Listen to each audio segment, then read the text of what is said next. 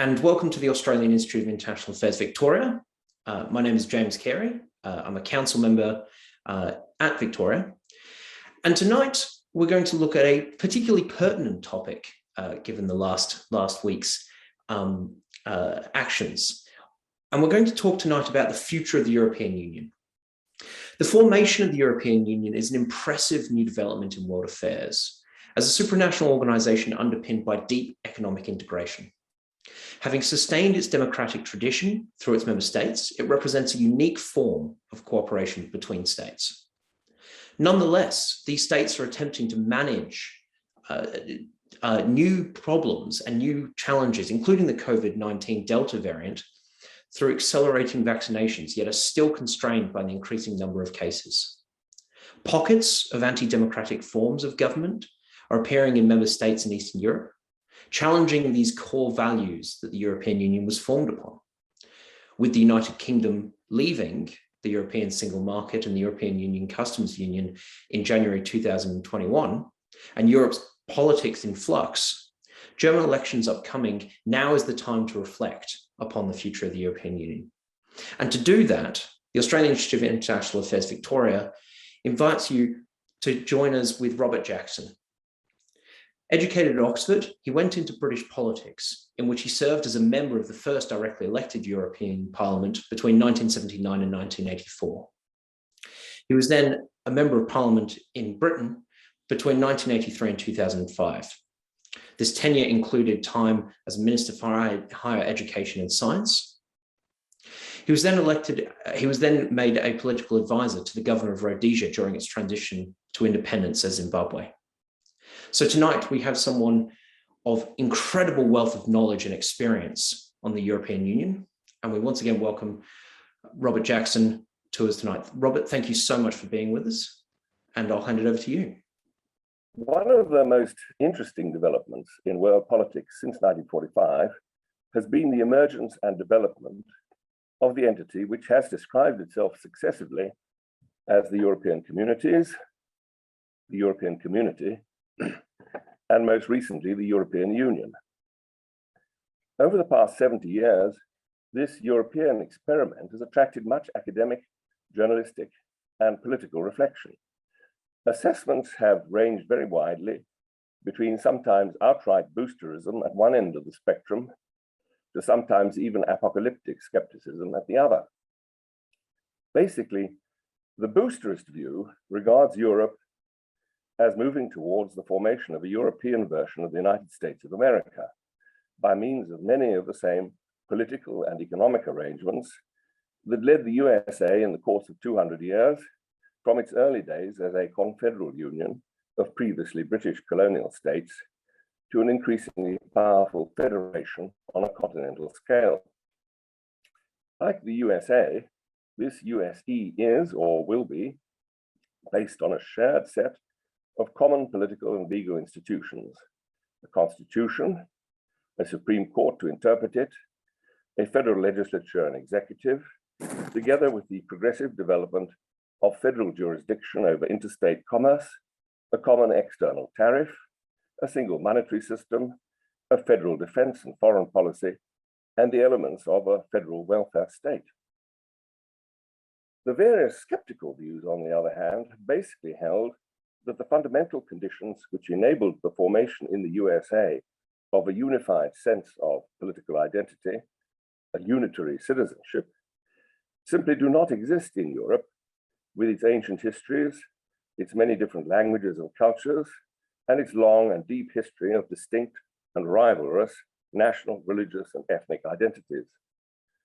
An interesting twist in this skeptical view of the prospects for the European Union has been the argument that so far, the most significant achievement of the European project has been the rehabilitation of the various continental European national states, deeply discredited as they were by their failures in the early 20th century. In this perspective, the narrative concerning the post-war development of the European movement is not so much one of the progressive formation of a new USE, but rather that of the European idea as a projection of and a vehicle for the national projects of the various European states. notably in the first phase in the 1950s and 60s, the project and vehicle of France, and since the 1980s, especially that of Germany, and also of the former Iberian dictatorships, and more recently of the former Soviet satellites in Eastern Europe. These and other diagnoses of the nature of the development hitherto of the European Union lead, of course, to rather different prognoses concerning its future. Will its path towards what the Rome Treaty of 1957 called an ever closer union eventuate in something like a United States of Europe? Or will its development be arrested and then stabilized more or less at its present position, partway between confederalism and federalism? Or will the continuing power of the various national factors increasingly assert themselves in a more or less explicit and perhaps even disruptive retreat from the ambitions for European federalism? My talk today will seek to shed light on these various possibilities by reflecting on the main operative factors likely to bear upon them. First of all, the economic factors, then the political, social, and cultural factors, and finally, the factors of geopolitics. In the time available to me, I will only be able to address the issues which I think are structural and fundamental. It will also not be possible to discuss the growing fissures between the West and the East within the EU. I hope that we can tackle some of these points in the discussion afterwards. The first steps in the development of the European Union were taken in the early 1950s in the context of the solution of what now seems an almost archaic industrial problem, that of the future access of post-war Germany to coal and steel, then regarded as the basic sinews of war. In the Cold War with the USSR, the USA and the UK were determined to rebuild West Germany as a future ally, obliging France to look for safeguards against the future German revival in the Europeanization of the iron and coal resources of the Ruhr, together with those of northwestern France, Belgium, and Luxembourg. To this end, in 1950, the French technocrat Jean Monnet and the French foreign minister, Robert Schuman, himself born a citizen of the pre-1918 German Reich, proposed the setting up by treaty of the common regulative institutions of a European coal and steel community, an executive commission, a legislative council of the member states, and a parliamentary assembly of members of the national parliaments, together with an adjudicative court to interpret the prospectively constitutional interstate treaty setting up the community. It is relevant to note that in many respects, this Europeanized industrial policy for coal and steel was a continuation at a European level of pre-war policies of the cartelization of those industries at a national level. Thenceforth, an important strain in industrial and especially agricultural policy at the European level has been similarly protectionist and even sometimes mercantilist. In principle, this cartelizing strain should have been counterbalanced by the next steps in the development of the European project. These were the establishment of the European Common Market in the 1960s, leading to the removal of tariffs on intra-European trade, followed by the subsequent formation of the European Single Market in the 1990s, aimed at the removal of non-tariff restrictions on the European equivalent of America's interstate commerce. But in practice, the industrial consequences of these measures of market opening have been quite limited, basically on account of the continuing weight of the various national factors in the European marketplace. Thus, although the EU has a larger population than the USA, in terms of market capital, America has 50 companies in the world's top 100 companies, accounting for 65% of the total worldwide capitalization, while the EU has only 17, none of whom figure among the top 10, all of which are American except for Saudi Aramco, Taiwan Semiconductor, and Tencent from China. It is striking France has only 2 companies in the global top 100 by market capital, i.e. L'Oréal and Total. Meanwhile, in terms of total revenue, the only European companies in the global top 10 are Royal Dutch Shell, BP, and Volkswagen. In a world industrial scene that has been transformed in the past 30 years, the integrative structures of the European common and single markets have produced nothing to match the new American tech giants, which have recently come to dominate the list of the world's top 10 companies: Apple, Microsoft, Alphabet, Amazon, Facebook, and now Tesla. And by the same token, Europe has also failed to match the revenue growth of the new Chinese giants, Sinopec, State Grid, China National Petroleum.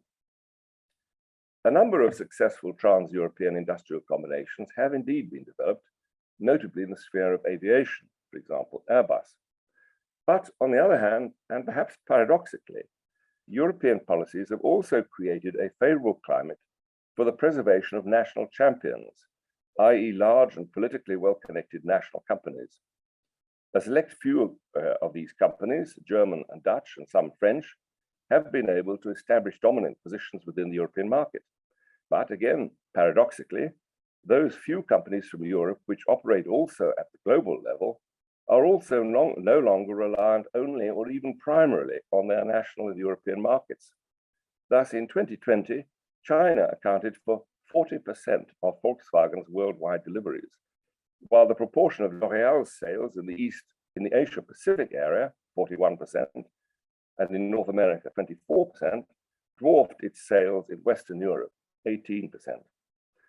Thus, compared with the USA and Japan, and now also with China, Europe has relatively few very large companies, and almost all of these are not so much European as rather expanded national enterprises operating on a scale which is global rather than regional and European. Meanwhile, so far, the most successful transnational companies in Europe have been American. Why is this happening? There will be many reasons, but I would suggest that prominent among them are, first of all, that European horizons remain stubbornly local and national rather than European or global. And second, that the process of building Europe is heavily dependent on the co-option of established interests, so-called stakeholders or social partners, whose influence is then heavily layered across the regulatory frameworks at both national level and that of the European Union.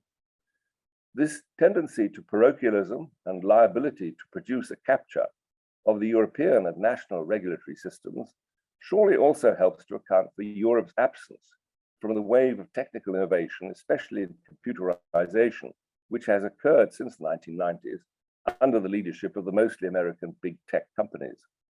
This is why Europe has no counterparts to Microsoft, Google, Facebook, Amazon, and Netflix. Here, the East Asian tigers, starting more or less from scratch, have turned out to be faster learners than the Europeans, with their heavy burden of national legacy industries, which are also national champions.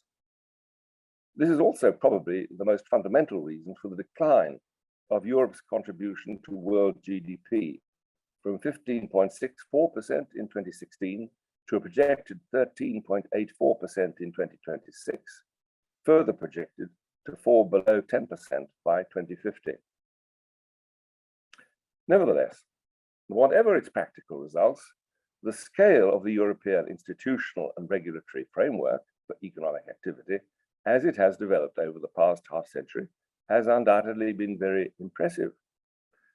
Horizontally, its geographical reach has expanded by way of successive enlargements of the membership of the European project to include the UK in 1973, Greece 1981, Spain and Portugal 1986, the former German Democratic Republic 1990, and then most of the former Soviet post-war empire in Eastern Europe 2004.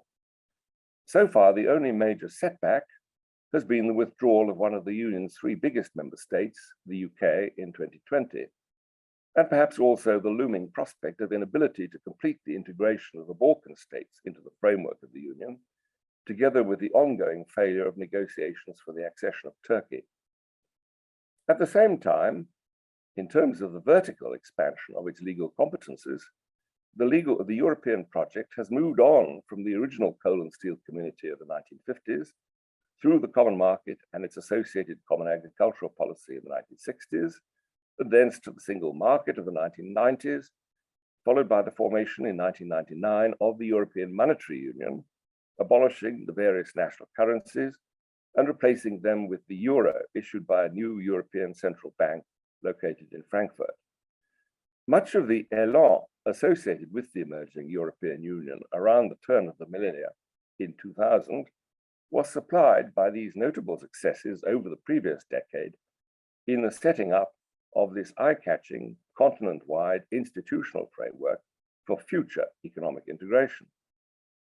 Nevertheless, and on the other hand, as we have also seen, the concrete and practical integration of the various European national economies within the overarching framework remains elusive. Meanwhile, the operation of this institutional framework is itself becoming increasingly problematical.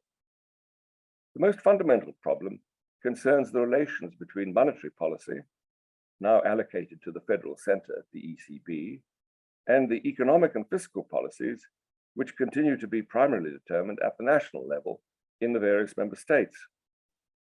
From the start, it was recognized that this disjunction was challenging, and a series of treaty-based rules have been promulgated to deal with the problem, notably by constraining to 60% the ratio between the GDP of each member state and its level of public debt, and also by explicitly ruling out the transfer of financial obligations from the national to the European level, the so-called no bailouts rule. But almost from the get-go, these constraints have been compromised to such an extent that instead of the monetary union promoting convergence on sound economic policies, it has instead led to increasingly significant divergence in economic performance, now reinforced and compounded by the differential effects of COVID over the past 2 years. An important marker of divergence refers to economic growth. Since the introduction of the euro in 1990, while GDP growth in mature economy Germany has averaged around 2% a year, that of developing economy Greece underwent a dramatic contraction by a third in the 6 years after 2008, from which it was only slowly recovering before it was hit by COVID. Meanwhile, in Italy, pre-COVID GDP in 2019 was 5% below its level in 2008. Be it noted, by comparison, that since the late 1990s, the economy of the UK outside the Eurozone grew by some 40%. Another important divergence concerns the public debt GDP ratios in the various European countries. Instead of converging on the 60% figure prescribed by the treaties, while in 2020 the German ratio was 69.8%, the equivalent figures had risen to 150%, 156% in the case of Italy, 120% for Spain, 116% for France, and a startling 206% in Greece. The UK figure, by the way, was 97.4%.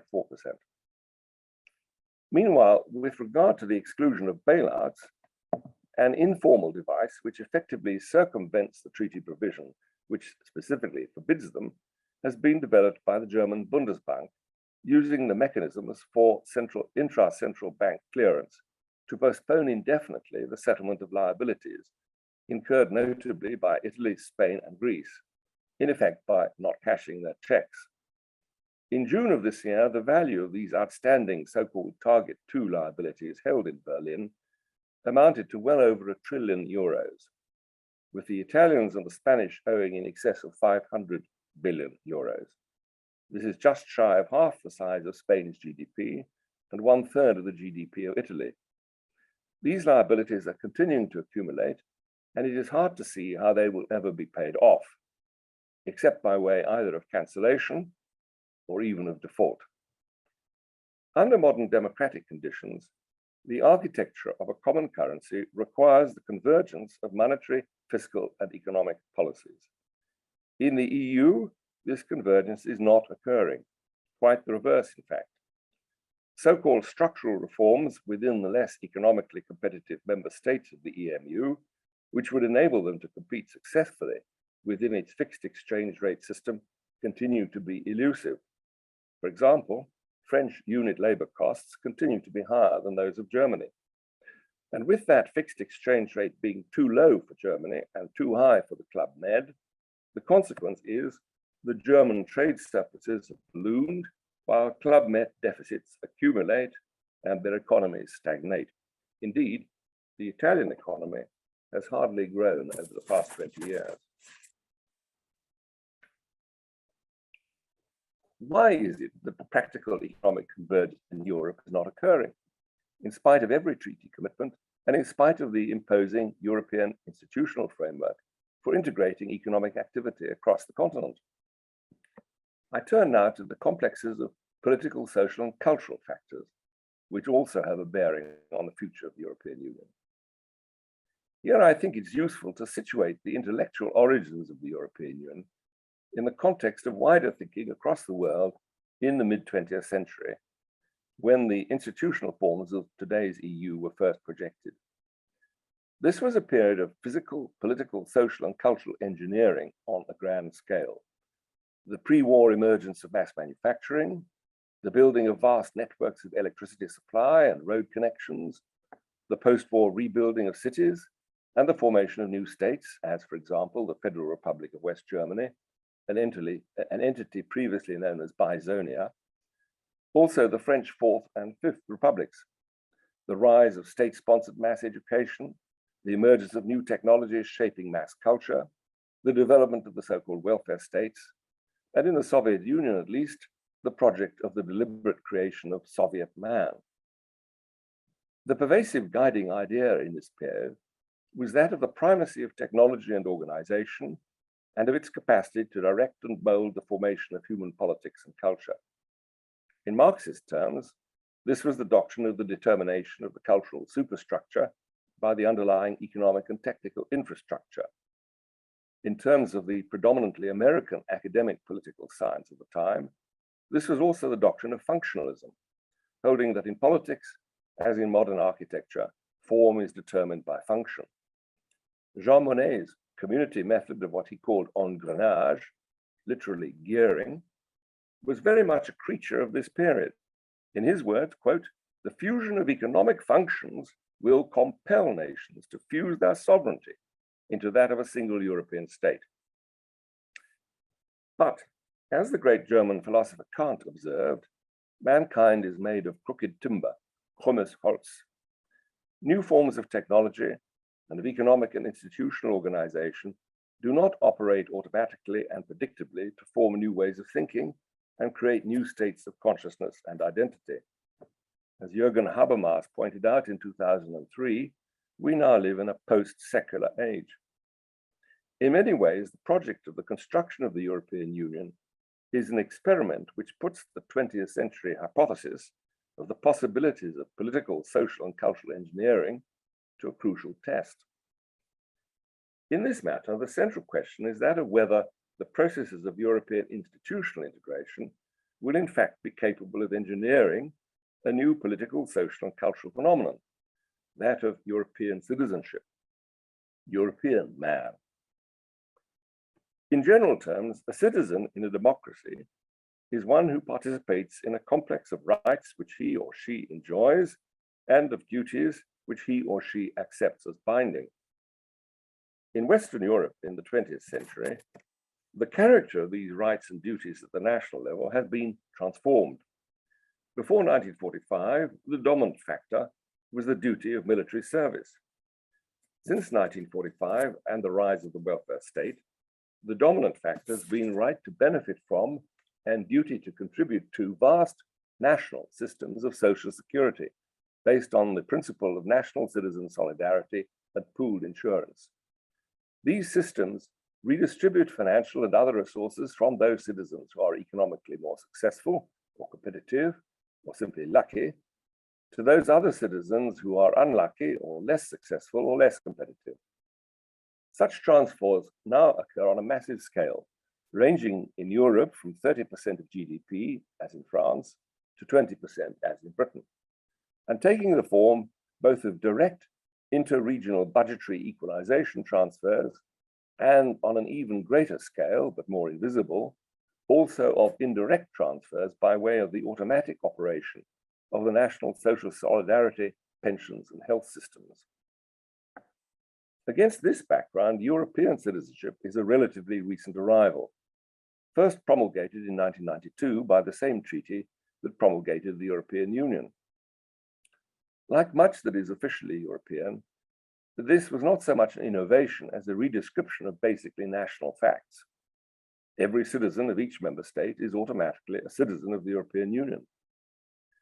At the same time, however, a number of new important rights deriving from previous European treaties were also attached to this new citizenship, notably the right to work, to move, and to settle anywhere within the territory of the Union, including the right to plug into the various national social solidarity systems on the same basis as their national citizens who had contributed to them.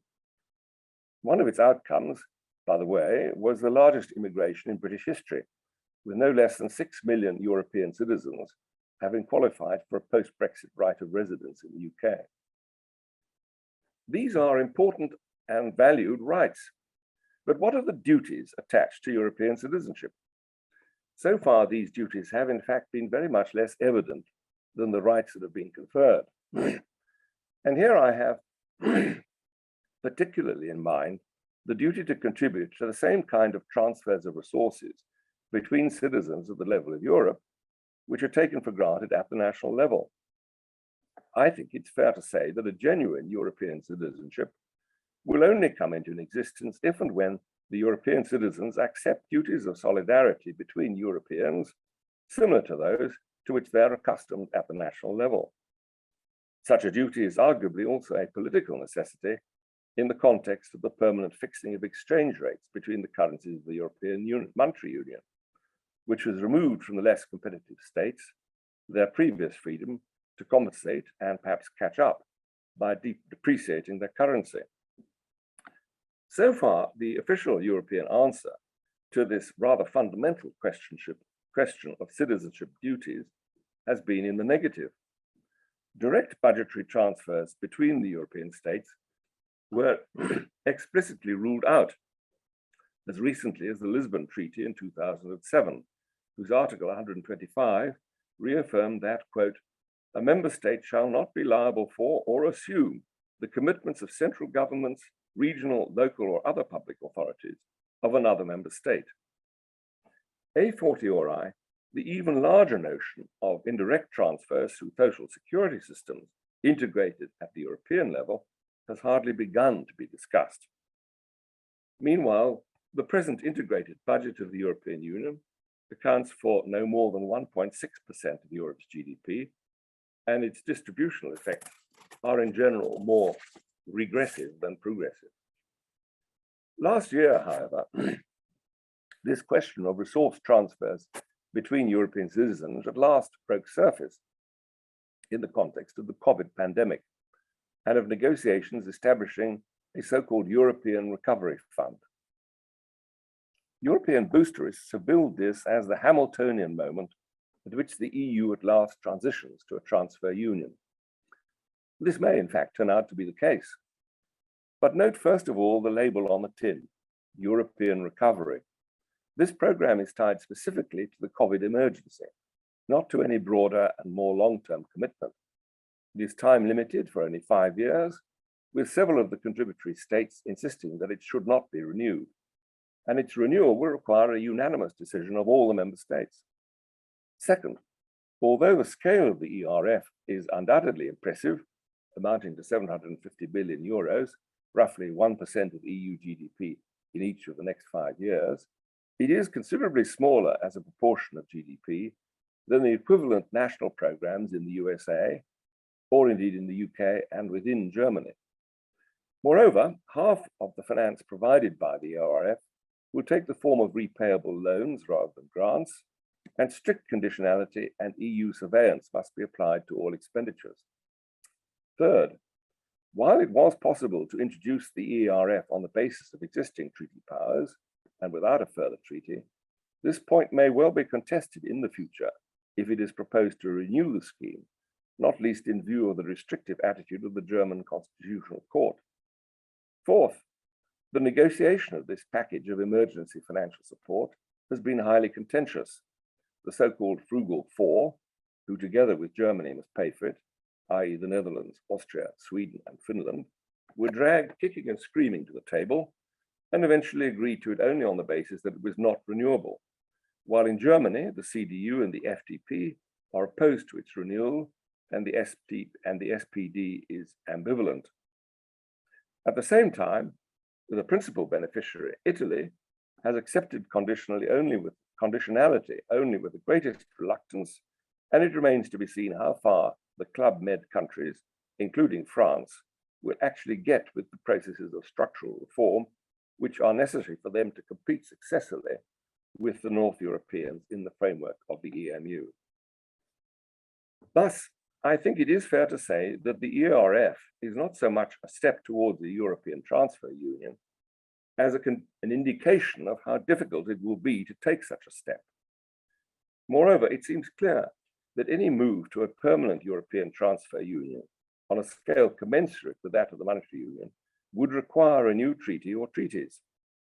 This, in turn, would require not only unanimity among the member states, but also probably endorsement by parliamentary supermajorities in some states and popular referenda in others, such as the Netherlands, Ireland, and perhaps also in France. The last time that European citizens were able to cast such popular votes was in 2005, when France and the Netherlands asked their national citizens to vote for a draft constitution for the European Union, for which they had previously been constituted citizens without asking them. In the event, they voted against this constitution, which was itself no more than a legal framework for future relations. How much more likely would they be to vote for a transfer union in which their solidarity with their less well-off fellow citizens of Europe would be tested to the tune of trillions of euros worth of transfer payments?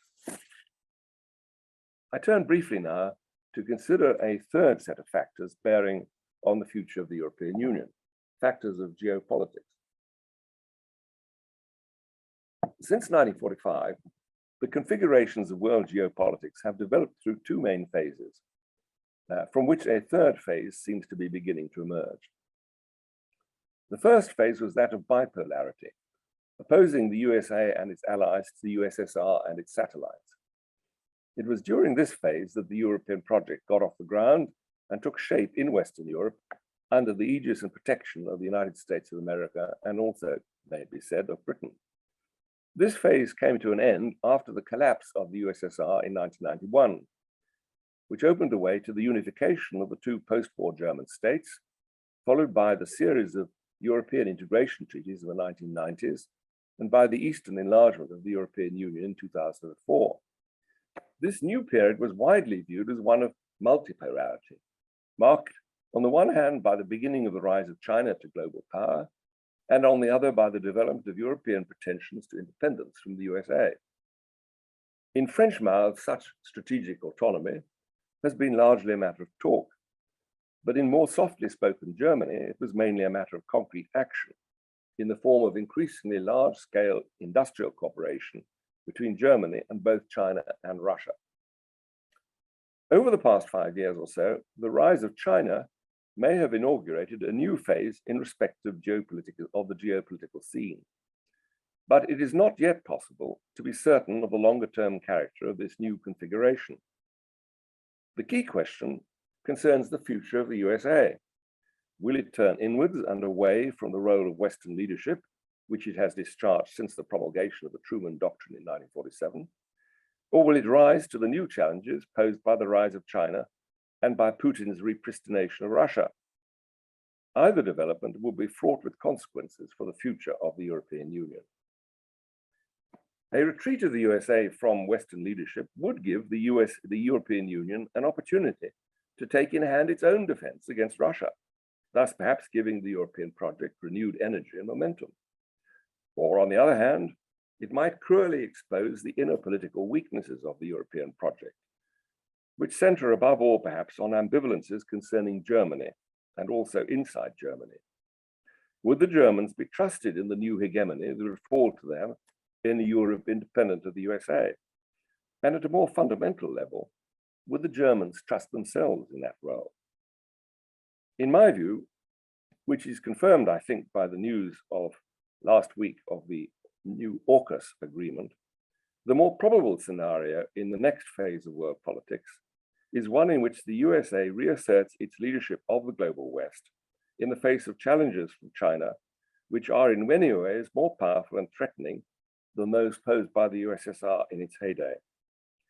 In this context, the scale of the economic relations between China and Europe, and especially Germany, is such that the Europeans may have to make a choice between those relations and the future of their ties to the USA. Having it both ways is an option which is closing down. And this choice will be heavily conditioned by Europe's likely continuing dependence on the USA for its fundamental defense against Putin's Russia in its alignment with China. Such a development would not only limit the future scope for the geopolitical projection of the EU as an independent power center, it would also enhance the prospects for European nation states of situating themselves in a much wider and looser configuration of democratic and open market states in the Western tradition, grouped around the USA and extending not only across the Atlantic, but also across the Pacific and the Indian Oceans. And for many Europeans, this might offer an increasingly attractive alternative to the costs and the contradictions which are emerging in the context of the current project of the construction of an ever closer European Union. Trying now to pull together the threads of this complex discussion, I suggest that the experiment which is the European Union is approaching a point at which it will either have to make a great leap forward, or it will find itself increasingly debilitated by its mounting costs and internal contradictions. Such a European great leap forward must involve a major move towards a transfer union within the European Monetary Union. As we have seen, this would be massively expensive, placing heavy burdens on the sense of European solidarity among the citizens of the prosperous nations of Northwestern Europe, not only of Germany, but also of France. Add to this consideration that Europe's great leap forward would probably also have to encompass a more closely organized and very much more expensive European effort in respect of European defense. During the phase of global multipolarity after 1990, the Europeans have run down their defense budgets to levels well below the 2% share of GDP, which NATO has adopted as its benchmark. A genuinely independent European defense would require something like a doubling or a trebling of this level of military spending. It might be objected that Europe might continue for some long time to come in the mode of kicking the can down the road, neither undertaking any great leap forward, nor on the other hand going backwards in any significant fashion. Here, the fundamental question concerns whether the monetary union can continue in its present form, with a fixed exchange rate system which stunts the economic growth of many of its members, alongside probably increasing divergences in national fiscal and economic and structural policies, and a ballooning growth of liabilities held by the German Bundesbank and the ECB on a scale which is simply unrepayable by the states which owe those liabilities. If the present spike of inflation in the Western economies turns into a longer-term trend, a repetition at some point of the sovereign debt crisis which the European Monetary Union narrowly overcame in 2009-12 must be quite likely. And next time, it may not be possible to do whatever it takes to preserve the fixed exchange rate structure of the monetary union. When I was working in Brussels and Strasbourg in the 1970s and 1990s, I often heard it remarked that the European project was like riding a bicycle. One either drove it forward or one fell off. In the 1990s, Gorbachev's withdrawal of the USSR from Germany opened a smooth path along which the European tandem bicycle could be propelled forward at impressive speed. But since the moment of its greatest acceleration, represented by the launch of the euro in 1999, the path ahead has become steeper and rockier. The pace has slackened, the riders are gasping, and one of the strongest of them has dismounted. For the European Union, it remains to be seen whether the momentum of the bicycle can be recovered, or whether its riders may eventually prefer to dismount and walk. Thank you very much. Well, Robert, thank you immensely for that. That was incredibly broad and deep in its analyses of everything that's going on at the moment in the European Union, and made some really astute astute observations. Now, we already have a significant number of questions in the chat, so I'm going to move very swiftly through these. One of the obvious questions that we've had, or one of the pertinent questions that we've had, is around the future of the EU's strategic engagement in the Indo-Pacific region and how that will impact, consequently, on Australia. Well, of course, all this is currently in a state of some crisis. Basically, Australia has been given the opportunity to make a quantum leap forward in its naval defense technologies, and it has taken that opportunity. And France is objecting that the Australians should have stuck with the previously established contract, which gives them very considerably less significant technological advantage. That, I think, speaks volumes about the French priorities and, by implication, European priorities in the European Pacific area. Economic, industrial, mercantilist interests in the French naval industry are more important than Western interests in projecting security in the Asia-Pacific region against China. That's basically where France seems to be at the moment. In the current flap that's going on in Paris, there have been echoes around Europe, calls by one of the candidates in the French presidential election to withdraw France from NATO. Remember that France left NATO in the 1960s and only rejoined in 2007, so it's absent without leave through all the period of stress and strain of NATO at the time of the dissolution of the Soviet Union. An Italian minister has talked about moving rapidly to a European defense community.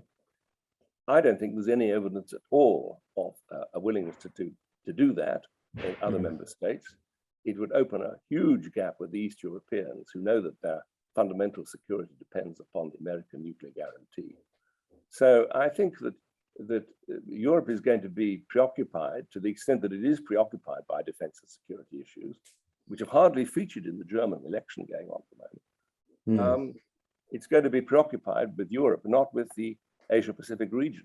In fact, the only power situated in the European continent, which is taking any serious interest in the Asia-Pacific region, is Britain. The AUKUS agreement is, I think, a very striking token of this return of Britain to a part of the world in which we played a very considerable role until very recently. Well, and speaking of the German election, there, you just noted the German election. How will Angela Merkel's retirement and consequently a seeming leadership role for Emmanuel Macron in this kind of pushing the European Union forward, how will that change the EU's direction, do you believe? Well, the German election is going to be a very close run affair, and almost any one of the possible outcomes in terms of future coalitions, because whatever happens, there will have to be a coalition, is within the margin of error within the existing polling. The striking feature of the German election campaign has been that there has been hardly any discussion of European policy or of global policy or defense and security issues. It's been a totally parochial and introverted exercise, where one of these striking features is more or less a convergence between the serious players, that is to say the SPD, the CDU, and the FDP, on the need for restoration of fiscal discipline within Germany and within the European Union. And the CDU and the FDP have both indicated that they are not interested in renewing the European Recovery Fund when it expires in 4 years' time. What will come out of this in Germany is unclear. Probably it will take a long period to negotiate a new coalition, and there may well have to be another election, and it's distinctly possible that Angela Merkel will remain as Chancellor pro tem. This may be seen as weakening the German position in European negotiations in a period when France has the presidency of the Council starting in January for 6 months. Opportunity for Macron. Yes, but the French will be themselves preoccupied by their own presidential and parliamentary elections, which take place in the spring of next year. That will be their top priority. And the fact is that nothing can happen in Europe without Germany. Germany is the indispensable sine qua non. Indeed, I think in the long run, if the European Union is to be a success, it will only be a success if Germany exercises a hegemonial role and actually takes very seriously the job of keeping order in the system. The Germans, I think, are not really up to that psychologically. It's been described as a hobbled hegemon within the European Union. So I think that basically what I foresee is a period of ongoing stasis within the European Union over the next month. I don't think that French projects to bring the Germans into more European construction will come to anything much, at any rate, very soon. Meanwhile, the debts continue to mount, the debt obligations and liabilities continue to mount, and the system, I think, is becoming increasingly structurally unviable. Well, that's interesting. You mentioned in that answer, you brought up something very interesting, which is the idea of success of the European Union. What does it success? What would the markers of the European Union success be in the future? Well, I suppose it's set out in its fundamental documents. It's basically deepening integration in every sphere, notably economic and industrial. And I pointed out that this has not really been occurring, but also political. Well, you know, we've had direct elections to the European Parliament since 1979. I was a member of the first directly elected European Parliament. There was a high participation rate at the beginning. Participation rates have now fallen across Europe, and European politics continue to be stubbornly national. Every single European election consists of 27 separate national elections in which national political considerations predominate. In fact, I think the main political effect of the European Parliament's direct elections has been to provide a platform and a voice for dissidents from the European project, as, for example, when Nigel Farage's UKIP became the biggest single party from Britain in the European Parliament in the elections in 2014, which helped to precipitate, of course, the subsequent referendum. And this is happening across the board in European countries. There's now a substantial bloc within the European Parliament, not a very unified one, of Eurosceptics. The idea that the establishment of a European Parliament would create a European demos and a sense of European citizenship has been disproved by nearly 40 years of experience. I just don't think it's going forward. Yeah, very, very interesting. Very interesting. Going back to the current rift that's currently being exposed between France and the US and the UK over AUKUS, has it seemed to weaken NATO in any significant way, or do you think it could in the future? Well, Xavier Bertrand, who's one of the candidates from the right in French politics for the presidency, has said that France should withdraw from NATO. Nobody else is picking up this theme. The point to note is that Putin has been putting huge investment into Soviet missile technology and nuclear technology. Russia, having kind of really rather dropped out of the scene after 1990, is now back in business. It's not a serious economic power. Total Russian GDP is less than that of Italy. It's between that of Italy and Spain. But if you spend a proportion of your GDP on military things that the Russians do, as they did under the Soviet Union,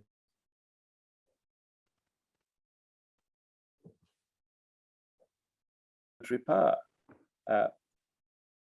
Could the Europeans on their own develop a capacity to deter the Soviet Union, Russia, from exercising the political influence that its developing armaments would enable it to do?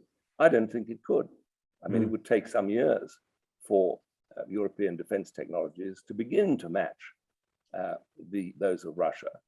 And it would be a huge economic effort. It would cost a lot of money.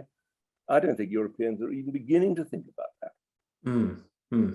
Well, in the wake of AUKUS as well, some of the commentary has been around its weakening or undermining Europe in some sense. Is that fair commentary, or does it somewhat echo parochial sense of commentary around reaction to the UK and Brexit? There's no doubt it has undermined the pretensions of France. France was projecting itself. France, by the way, not the European Union. I mean, they would say we represent the European Union as an Indo-Pacific power. Indeed, there are 1.5 million French living in French dependencies in the Pacific. So, from a French point of view, this has been a major setback.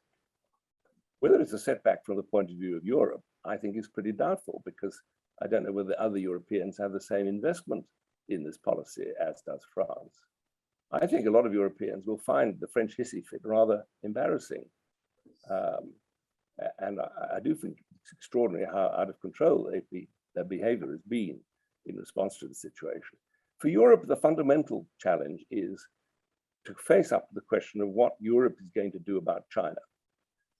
The Europeans bought the idea that relations with China were being reset, and that, China should be admitted into the world's trading organizations, etc., as an equal partner, that, it's true it was an authoritarian state, but it would inevitably develop under the weight of development of market economics and capitalism towards being a kind of democratic, accountable system. This is turning out not to be the case. China is turning out to become a really very serious threat. The only European country that has actually been affected by this has been Britain, because of our responsibilities in respect of Hong Kong. But over the last 20 years, Germany in particular has become very heavily invested in China and relations with China. And so I think the reason that this AUKUS episode is a bit of a wake-up call to Europe is not because it's caused some problems for the French naval industry. It is because it has actually drawn very dramatically to the attention of the Europeans the fact that they have actually got to make some fundamental decisions about China. And speaking of that as well, that sense of introspection, have the European Union, either members, individual member states, or MEPs, thought properly about the reasons why the UK departed the EU? No, I don't think so. I think that the initial reaction was one of shock, and then a kind of French-led grouping of, well, we can stop this happening by being as tough as we possibly can be on the British, making it clear that the costs of withdrawal were going to be unacceptable. They were able to exploit the failure of Theresa May to win a majority in the parliamentary elections in 2017 to basically run rings around the British government, which was an extremely weak position. And they've got into a kind of mindset of antagonism and hostility and withdrawal of cooperation, which they're still in. And I think, this is all very sad. It hasn't, in fact, disadvantaged Britain. We've now left. We've had a considerable success in the first great test, which was the vaccine rollout after the beginnings of COVID. The economic damage done by Brexit has been very slight. I talked about this to your members 6 months ago. There may be further long-term damage to come, but basically, I think Britain is going to emerge from all of this. There's a reasonable view that Britain will emerge from this stronger, not weaker. And at a certain point in time, people on the continent may begin to notice that actually we're doing quite well without them. And that maybe we've actually found a solution to problems which are becoming increasingly pressing for them. I wait to see what will happen. Meanwhile, I think European politics are becoming increasingly fragile. Here in Britain, we have a Conservative government with a majority of 80, a Labour Party which is deeply divided and fundamentally unpopular.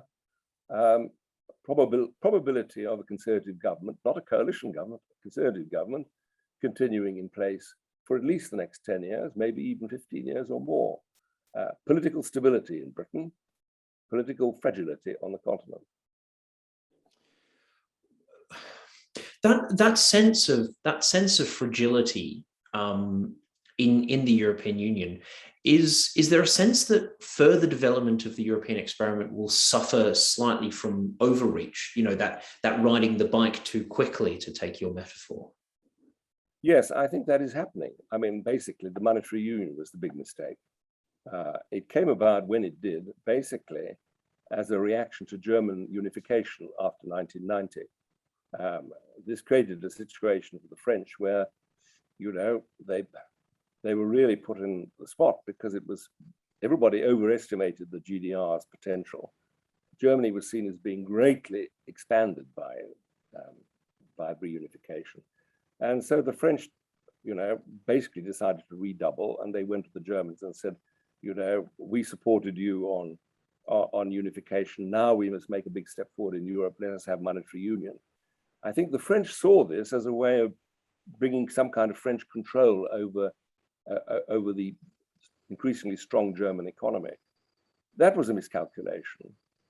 The rider and horse relationship between France and Germany, which I think de Gaulle had in mind in the 1960s, is long parted. I mean, the Germans are very, very nice about this, but basically they are by far the dominant partner, and the gap between France and Germany is widening all the time.